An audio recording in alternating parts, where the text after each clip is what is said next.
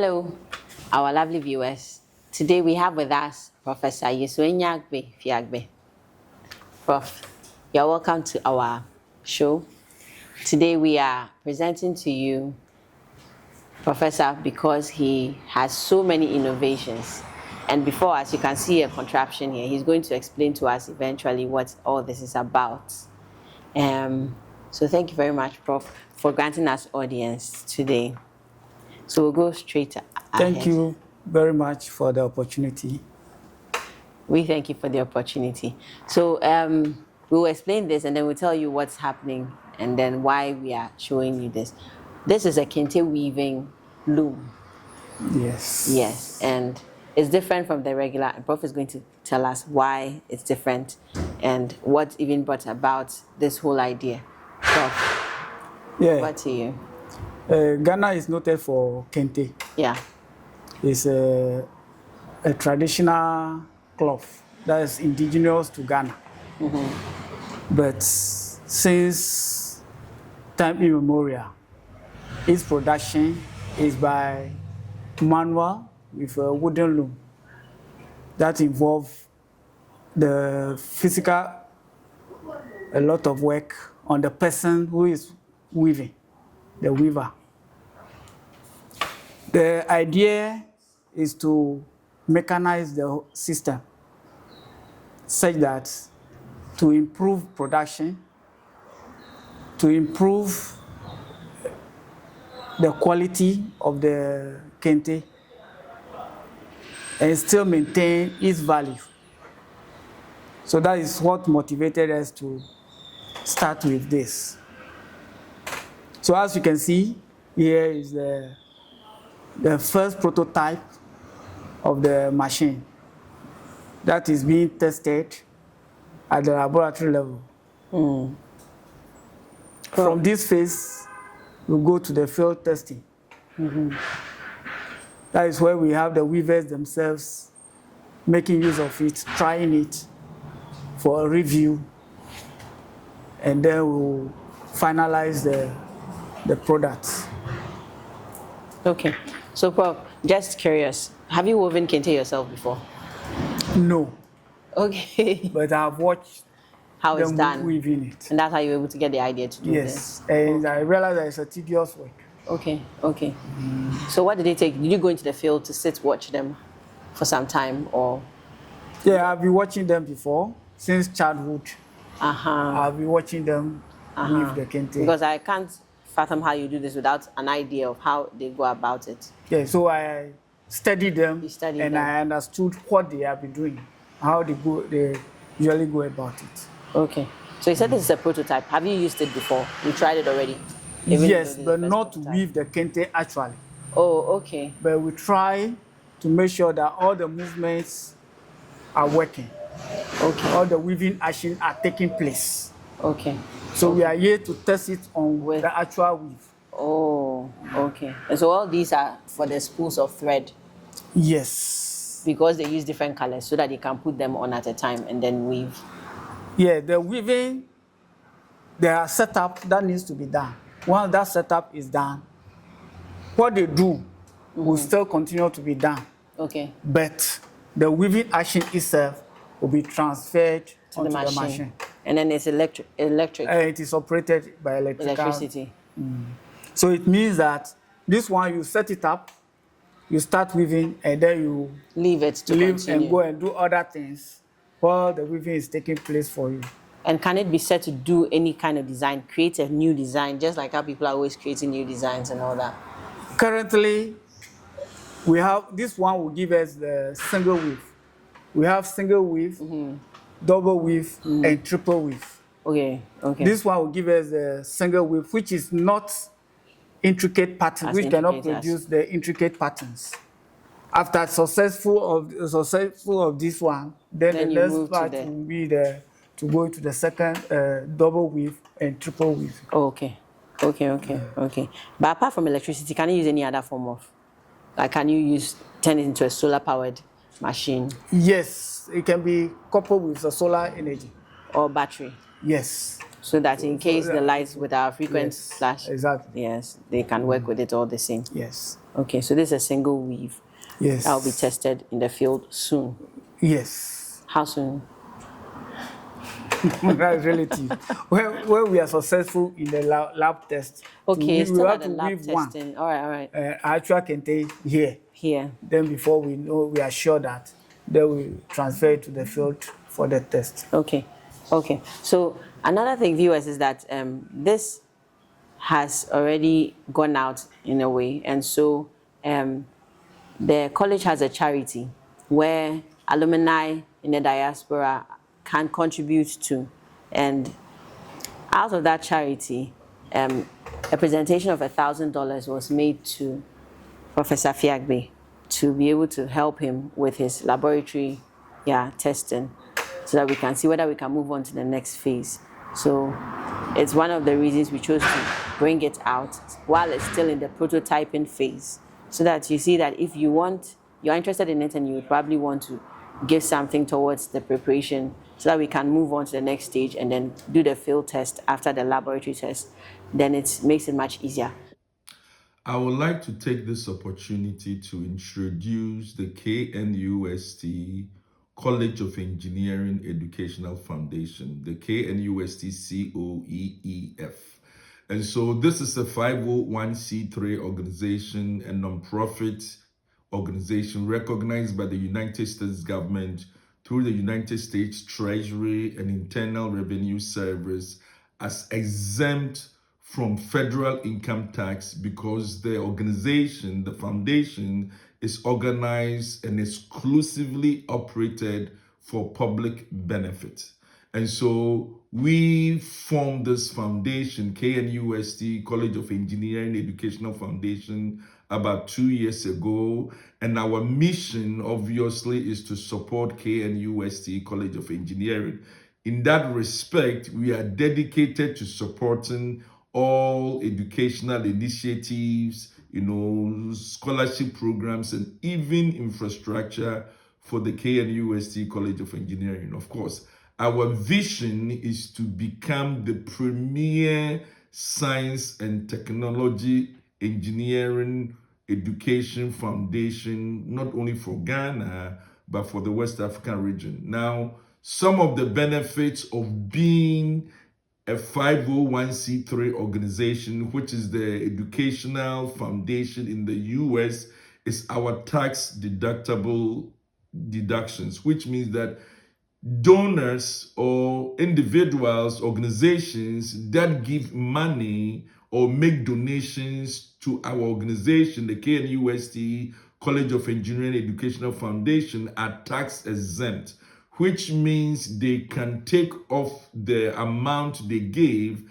as part of their non-taxable, income and expenses. We are also eligible for grants from government, corporate, private entities, and there are other exemptions, such as somebody can donate, a material asset to our organization and then get the tax benefits. We'll talk more about this, but this is just, to introduce the KNUST College of Engineering Educational Foundation. One of the things we just did was that we funded a faculty members research, recently to the tune of about $1,000. We will talk more about that, but on behalf of the provost, this is an opportunity to, introduce KNUST College of Engineering Educational Foundation to you. Thank you.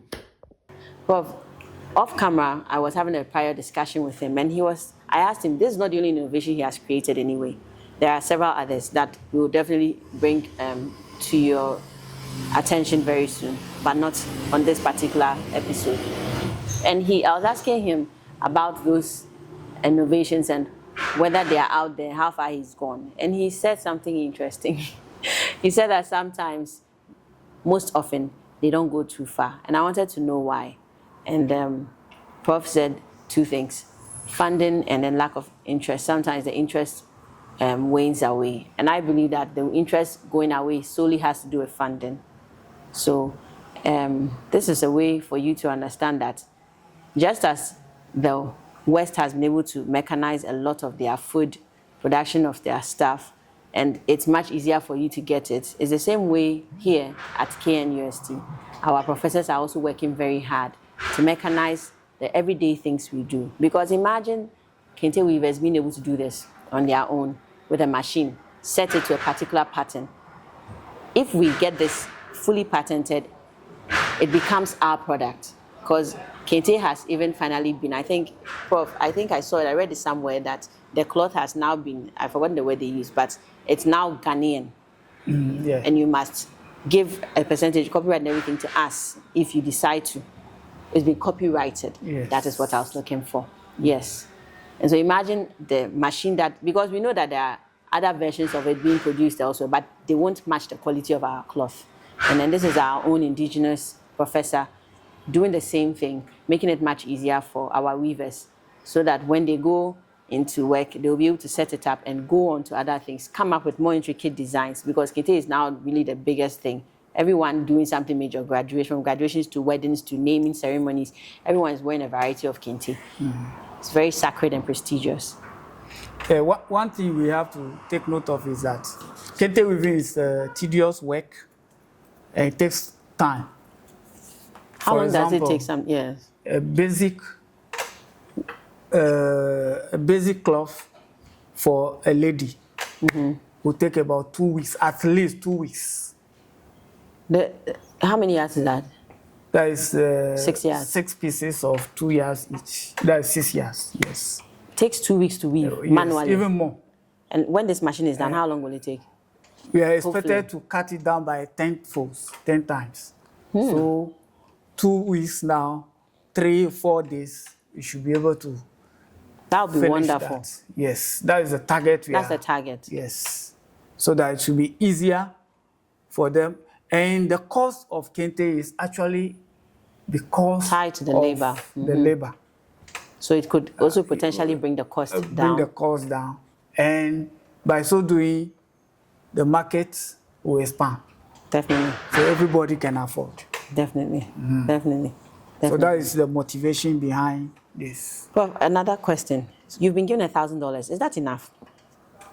No, but it will go a long way. Oh, yes. I just want to go out there. That we are super grateful Yes. for. But we want those watching to know how much more you might need, estimated, so that if someone is interested in donating, they know how much they are looking at to give towards it. From this stage to field testing to eventual production. Yes, as at now, I might say that this is the 3rd prototype, actually. Okay.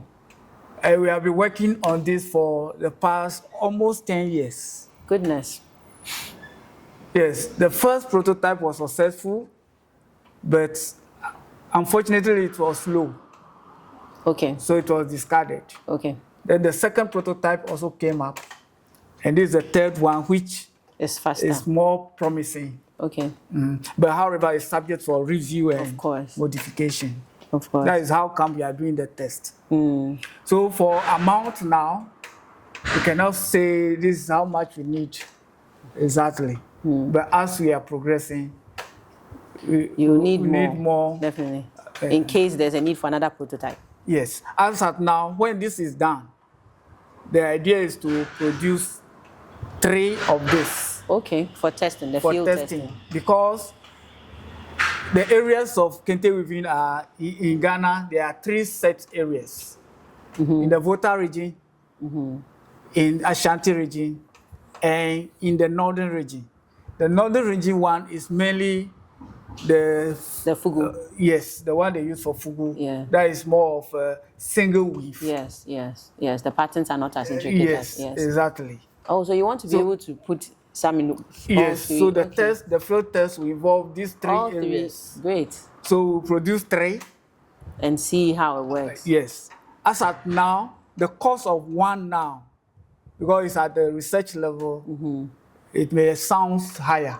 But as at now, it will be about $2,500. Okay. For us to produce this. $2,500. Yeah, because it's at the research level, because each component you buy, you are buying it as a unit. Yes, but when it becomes a larger production, Then the cost comes down. exactly. Yes, definitely. So that is what we are looking at. Okay, now. so then it's, I think, as you said, $2,500 at the research level to produce one prototype. And we are looking at being able to produce 3.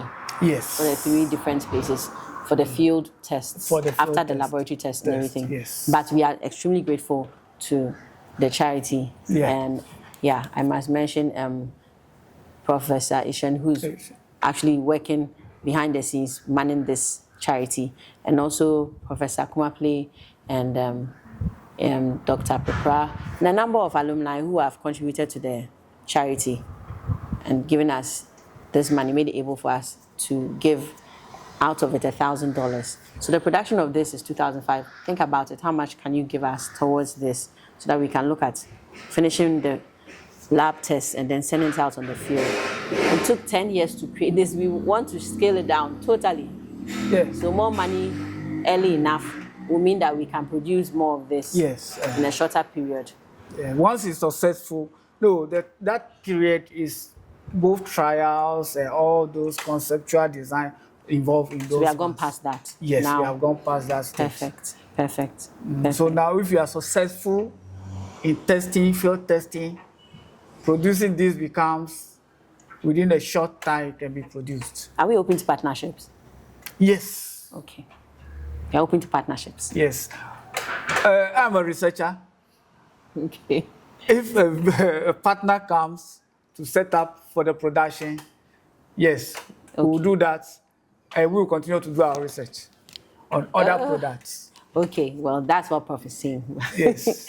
So we are open to partnerships. Yes. To taking this to another level. Yes, yeah. Exactly. Thank you so much, Prof. This is, I don't know, it's mind-blowing to think about a mechanized Kente weaving loom. I'm sure that the people who are working on it will be super excited when you finally present them the possibility of just fixing it into the electricity and then letting it do its own work. They'll be taught how to do and all that. Remember, that also involved money, the training and all that. Yes, exactly. Yes. So, as Prof said, he can't give us an actual estimate, but we are working with this in mind that $2,500 will set this up, aside other things. Thank you so much, Prof, for your time. Thank you. We are so grateful for the opportunity. For this beautiful innovation from this beautiful mind of yours. Thank you. We'll come and talk about more innovations that you have created. Yes.